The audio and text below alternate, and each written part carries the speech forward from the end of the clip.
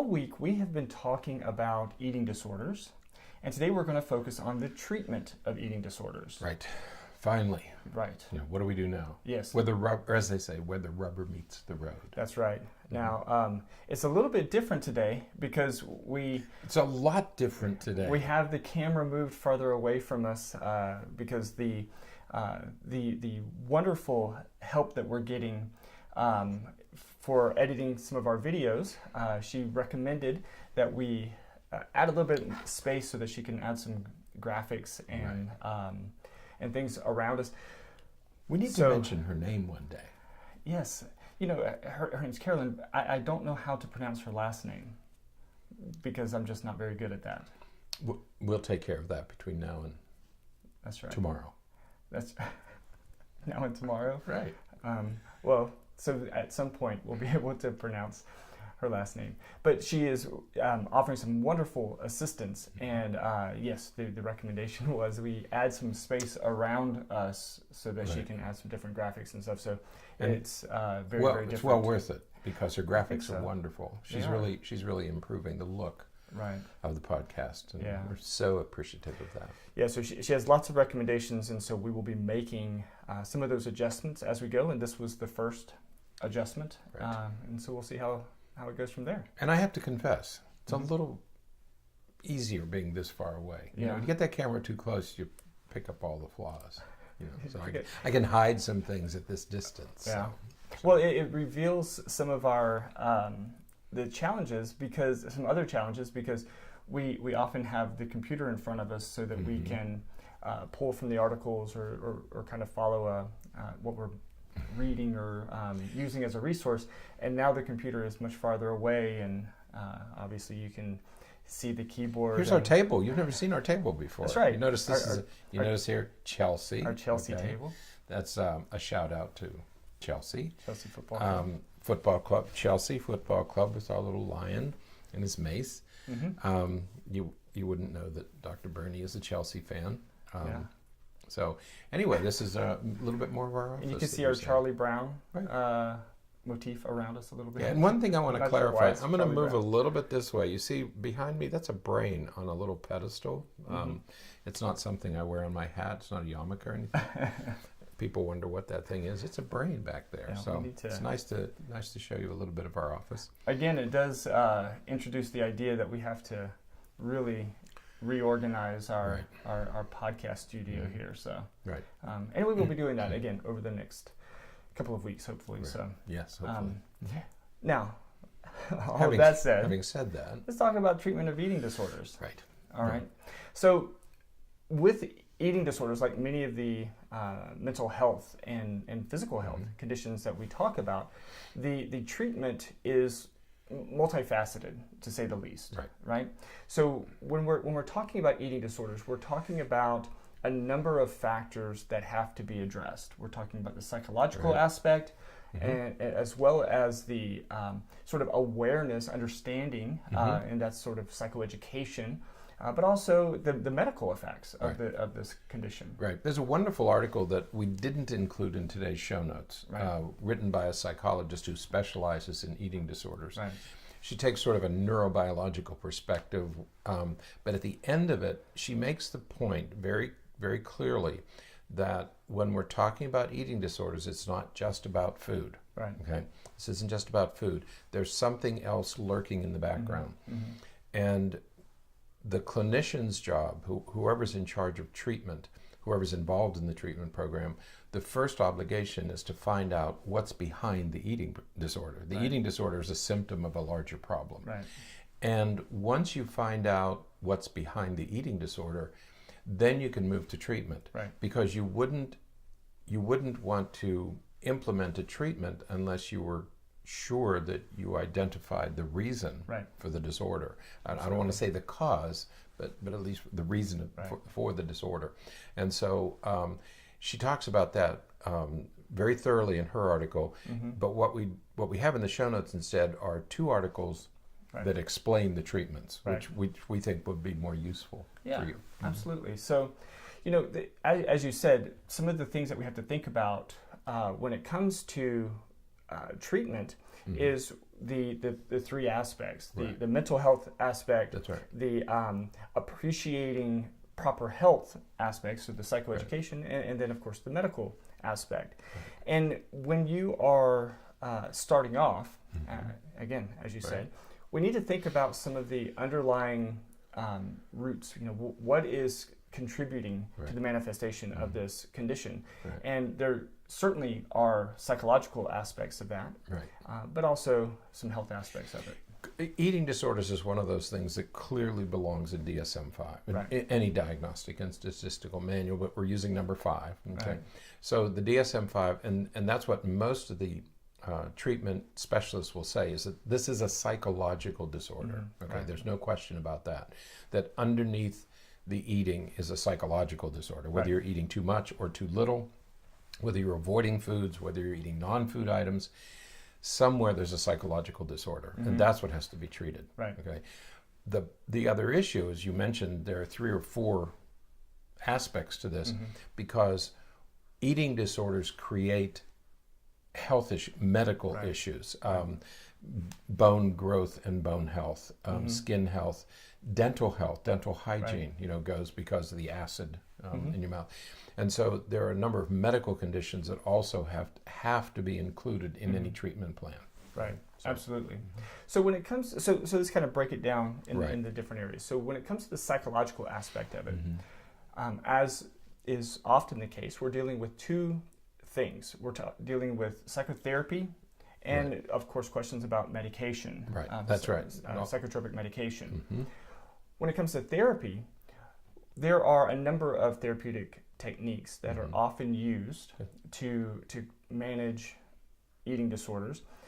But again, we're kind of getting into the realm here where it kind of depends what's going on. That's right. What psychological aspects are contributing to this presentation. So for some people with depression, as we talked about earlier this week, for some people the underlying root is related to depression. For other people, it could be related to anxiety. For other people, it could be related to sort of a body dysmorphic, or they're sort of misperceiving their body figure, or they have some issues with their body shape or something to that effect. And so depending on sort of the root there, the psychological root there, your treatment is going to be a little bit different. Right. Yeah, because what you have is it's a neurobiological problem, basically. Okay, but it manifests as a psychological problem, right? And so it could come out as if a person is depressed, if a person is anxious, and it's not identical to alcohol or drug abuse, but if you think of eating disorders as similar to alcohol abuse, where alcohol is causing you problems, but alcohol is not the problem. It's what are you medicating? What are you treating?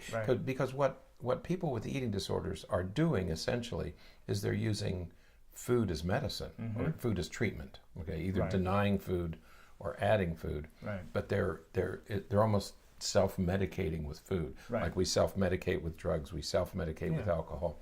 You're just simply self-medicating with food. You've chosen food instead of alcohol. But it's a similar kind of problem. So what we're learning with alcohol abuse today is more and more the emerging treatment programs for alcohol is let's deal with the underlying disorder, not just with alcohol, because you can stop drinking, which is good if you're an alcoholic. But if you don't deal with the underlying problem, recidivism rates remain very high. Okay. Yeah. So depending on the underlying mechanism in play there, we could be talking about very specific therapeutic techniques such as cognitive behavioral therapy. Sometimes we need exposure therapy because people develop an aversion to food, and so we need some type of exposure therapy. For some people, the underlying root is related to trauma, and so we need almost the same type of treatment that we would give for post-traumatic stress disorder or other stress-related disorders to deal with that. So the therapeutic technique is going to vary depending on the underlying root. That's right. And if you think in terms of 2 parallel approaches, medical and non-medical. So the non-medical would be all the psychotherapies. there is no medication for an eating disorder. There's no medication for a lot of things. Oppositional defiant disorder is a very common diagnosis in children.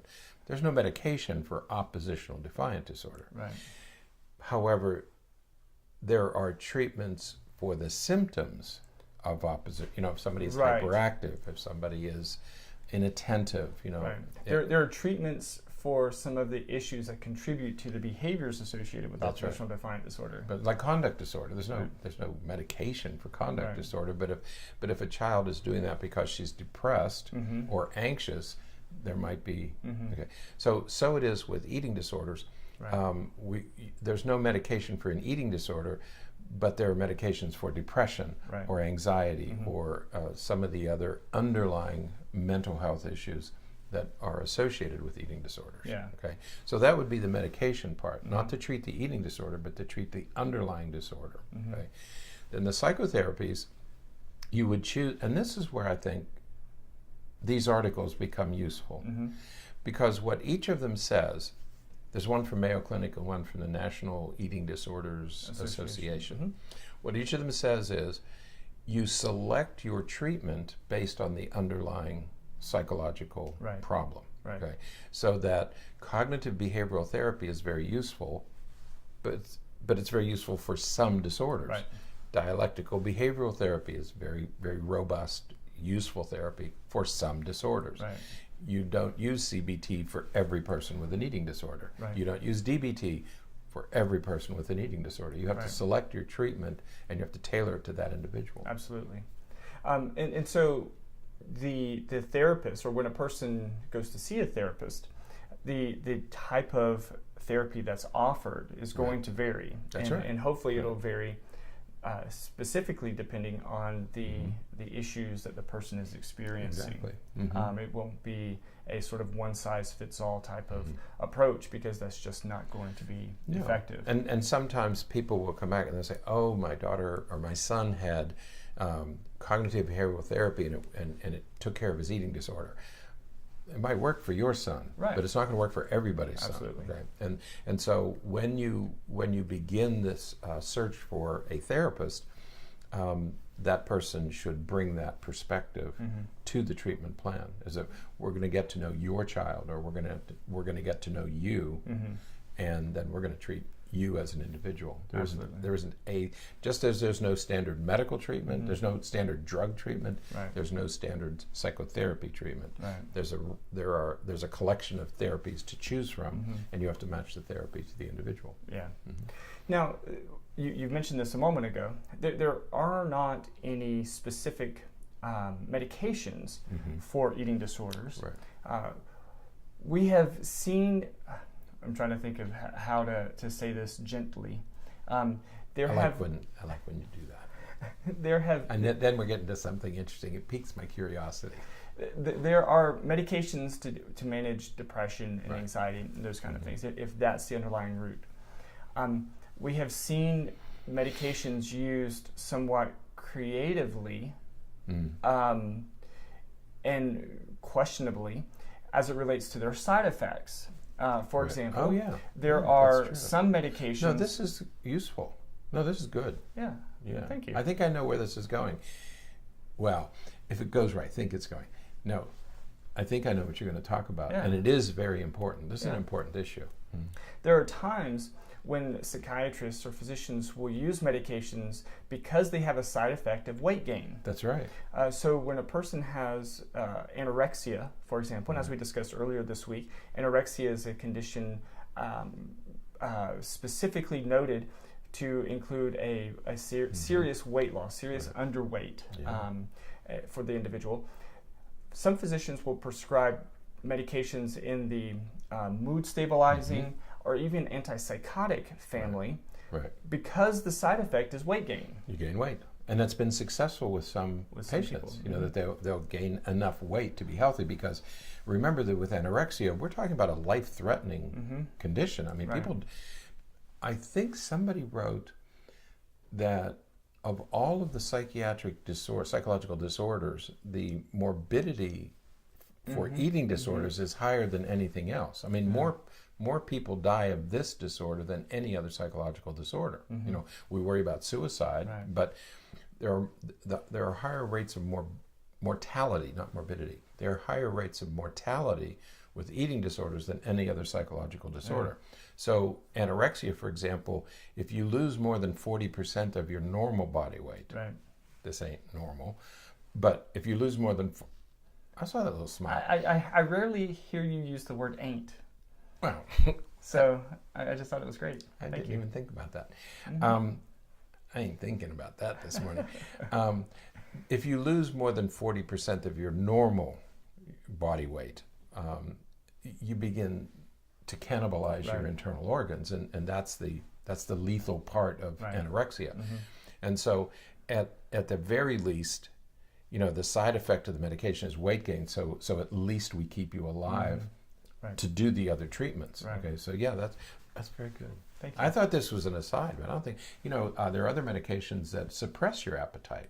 So people who, you know, the stimulant medications, for example, if you're eating too much and you have an uncontrollable appetite, stimulant medications will suppress your appetite. Yeah, that's very good. Yeah, so the side effects become therapeutic effects. Exactly. Yeah, interesting they're anomaly. They're not FDA approved for those uses, but physicians will use them for that purpose. Better than allowing somebody to waste away and die. Absolutely. So so that's the sort of the psychological treatment. We're talking about different forms of psychotherapy, and then the potential use of medications. Now, a second layer of treatment is psychoeducation. Many times, many of the people that I've seen with eating disorders, and I think that this is a very common issue, many of those people have a really poor appreciation, or in the very least a misappreciation of what healthy eating is. Exactly. You know, I'm always surprised at how little many people know about food and nutrition, that they, you know, that they assume that certain foods are good for them because of, you know, this is a vegetable. Well, no, Fruit Loops, fruit roll. What is this thing called? Fruit roll-ups. Yeah, it's not really fruit. Right. You know, I mean, well, and it goes with a lot of things. I mean, corn is not a vegetable. It's a grain, and so people will say, well, I'm eating lots of vegetables. I'm eating corn, and this. No, you're really not getting vegetables. Those are grains, just like wheat and some of the other grains. Quinoa, is a grain. People think it's a vegetable, but it's not. It's a grain. It's not a bean. It's a grain. So yeah, there's a lot of misunderstanding, and the reason I even mentioned corn is because, now this is a bit of a jump, but I have heard it from more than one patient with anorexia specifically, and that is they believe that they're getting adequate vegetables because they're eating popcorn, which they see as corn. That's what I mean. And it's such a misunderstanding because it's not a vegetable, and you know, I mean, it's corn, but it's not corn. It's really not corn anymore. So it's, you know, there's this misunderstanding about what proper health is, how many calories you should eat per day, even if you're trying to lose weight, and what sort of the breakdown from a macronutrient perspective you should be eating on a daily basis. That's right. Yeah, we talked about the balance. What they call the balanced diet. And what we're really talking about is a range of foods. But if you're going to eat a range of foods, you need to know what foods fit in what category. You know, you can say, well, this is I'm eting my vegetables, and maybe you're not eating vegetables. You know, I remember years and years ago, some politician, I know who it was during the Reagan administration, and they said, we will make ketchup a vegetable in school lunches. Well, ketchup isn't a vegetable. You know, it's not, no longer. It may have started out as a fruit. Yeah, tomatoes aren't really vegetables, just if we're going to be specific. So, but to make ketchup a vegetable, you know, is that's disingenuous and kind of cruel. But that's how people think. And I have family members I know who have had these really fundamental misunderstandings. They're eating highly processed foods, you know, potato chips. It's far removed from a potato. Right. You know, and so so we need to be very careful. But that's why psychoeducation is so important, because you have to understand food, but you also have to understand nutrition and the digestive process as much as you can. I mean, it's a complicated process, but people don't really understand food and what food is doing to them. Absolutely. Right.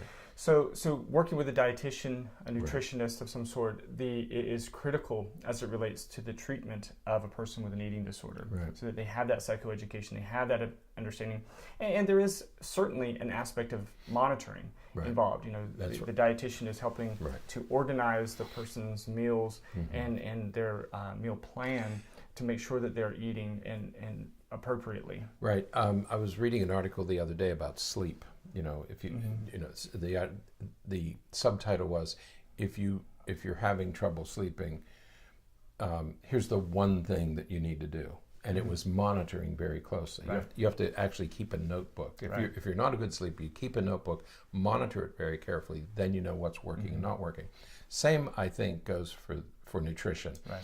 If there's if there's an eating or feeding disorder, I think careful monitoring is really essential. I mean, you have to keep track of calories and weight and what you're eating and when you're eating and what effect it's having on your body. You know, I think careful monitoring is really an important component here. Absolutely. And that's a part of psychoeducation too, to teach you how to keep track. Yeah, absolutely. So, all right. So there's the psychological treatment part, there's the psychoeducation treatment part, and then there's the medical treatment part. And so in the medical treatment part, there are several sub-layers here. For some people with an eating disorder, their medical issues have become so serious that it requires inpatient hospitalization. And so the person will have to be in the hospital in a very controlled setting where their health, their physical health, but also their dietary habits can be closely monitored. Right. And this is usually in situations where the patient is really in risk for danger. Right. It's a life-threatening situation. When I was about the time I was at the University of Georgia, there was a gymnast who actually died of anorexia, and they just couldn't bring her back. It had gone too far. So when we talk about monitoring is important, but one of the advantages of intensive inpatient hospitalization is it allows for very careful monitoring and objective monitoring. It's not self-reports. We are monitoring everything that goes into your body, what comes out of your body, because we have to keep you alive. Okay. Yeah, I once worked, my first entrance into mental health was working at a hospital here in town, and we had a patient who she was a teenage girl with anorexia, and she was inpatient. She was inpatient for a long time, and she was in danger because, as happens at times, when you deny your body food for an extended period of time, and for sort of in this chronic, serious level, your body gets to where it has a really difficult time breaking down food. Right. And so, I remember one of her treatment goals was to be able to eat a half a banana, because her body was at the point where it could not manage solid foods. She had to walk around with an IV pole that had Ensure in a tube that was placed so that she would be slowly fed Ensure, just to give her something enough nutrients to keep her alive. Right. Yeah, but she had a difficult time eating even a banana. Right. And so, imagine a newborn a 3-month-old baby can eat a banana. Right. And so I imagine her, if she was at home, she would be. Oh, there would be a lot of danger there. Yeah, absolutely. Because her body just couldn't handle it. Right. So many times inpatient hospitalization is needed just to get the person medically stable and to work through some of these kinds of issues. Right. Yeah.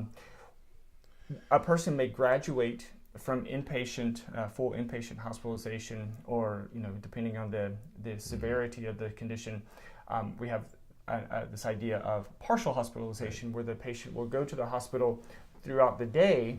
They may be there 6 to 10 hours or so every day. Right. But again, it's there to monitor, just to make sure. This is oftentimes to make sure, certainly for medical health reasons, but also for behavioral reasons Right. to make sure that the patient is eating. So if they're getting enough food during that 8 hours or so during the day, Right.